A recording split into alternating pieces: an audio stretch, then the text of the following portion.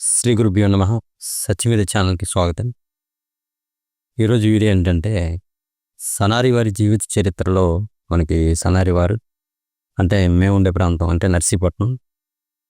నర్సీపట్నం ప్రాంతం రావడం జరిగింది. అక్కడ 3 రోజులు ఉండటం జరిగింది. అక్కడి నుంచి దారమఠం అని అంటే నర్సీపట్నానికి 28 కిలోమీటర్ల దూరం ఉంటుందన్నమాట.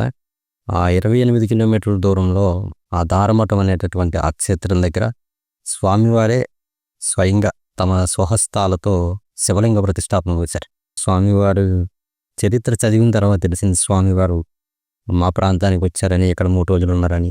స్వామివారే స్వయంగా అక్కడ శివలింగాన్ని ప్రతిష్ఠించారని తెలిసిన తర్వాత అక్కడికి వెళ్ళి ఆ ప్రాంతాన్ని చూపిద్దాం కదా అని వెళ్ళాను. అయితే నేను వెళ్ళేసరికి మీరు చూడొచ్చు, అనుకున్నటువంటి ఆ ప్రాంతమే దారమఠ క్షేత్రం.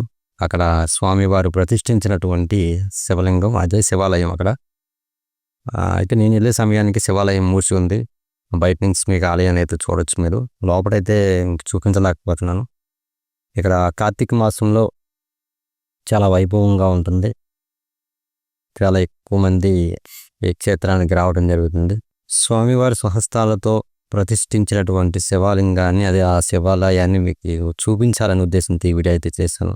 స్వామివారి జీవిత చరిత్రకు సంబంధించినటువంటి వీడియోస్ అయితే చేస్తున్నాం. వాటిని తప్పకుండా మిస్ కాకుండా చూడండి.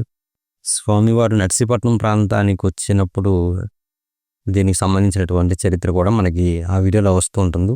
కాకపోతే ముందుగా వెళ్ళాను కాబట్టి ఆ ప్రాంతాన్ని మీకు ముందుగా చూపిస్తున్నాను అంతే.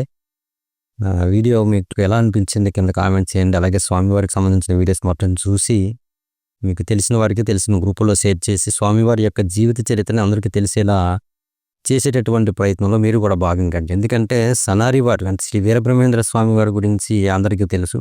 విశ్వబ్రాహ్మణ జాతిలో జన్మించినటువంటి పరమేశ్వర అవతారమైనటువంటి శ్రీ సనారి విశ్వనాథుల వారి గురించి చాలామందికి తెలియదు. విశ్వబ్రాహ్మణులకి తెలియదు, అలాగే మిగిలిన సమాజం వాటికి తెలియదు. కనుక వారందరికీ తెలియజేసేటటువంటి బాధ్యత మనందరికీ ఉంది. స్వామివారి గురించి మనందరికీ తెలిసేలా చేద్దాం. వీడియోని ఎంతవరకు చూసినందుకు ధన్యవాదాలు. మరొక వీడియోతో మళ్ళీ కలుద్దాం. శ్రీ గురుభ్యో నమః.